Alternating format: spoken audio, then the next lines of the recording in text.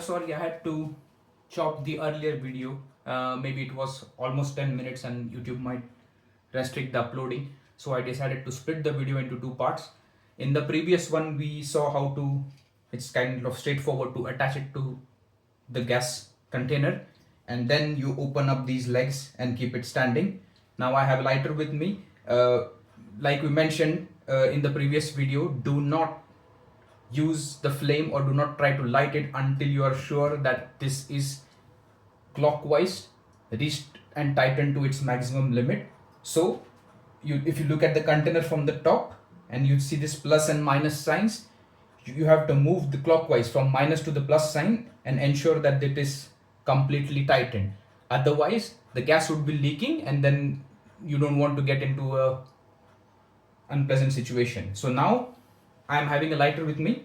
I'm just going to gently turn this on and I'm going to, that's how. So now it's working. You can control the flame. So if you want a lower flame, it's just a standard gas mechanism, and if you want a bit higher flame, that is how it works. So, and when you want to put it out, you just turn it off completely and then it's gone.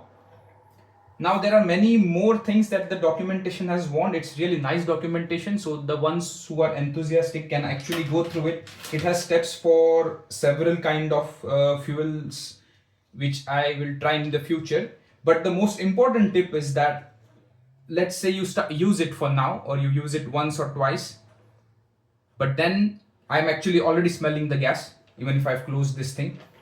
So yeah, and it's kind of a strong odor I can feel. They have asked to check for leaks using a soap water. So you just prepare a lot of soap water and put it on all these loose joints, which will help you to figure out if there are any leaks. But the important part is that after usage, when we disconnect this and we keep it in storage, there still might be some gas left in this tube or somewhere in the system. So they have given some extra steps that each time you start using it after some time, please clean the tube, because what can happen is that you assume that this is clockwise and it is closed, but there is still some gas left and it might cause some issues. But again, that's very theoretical thing that we will come to later. As of now, I think we are good to use this one. So yeah, just go ahead and try it. It's not that difficult. I think the only tricky part is when we start to use this fuel pump with the petrol and those kind of fuels, but I'm sure I will not try that indoors.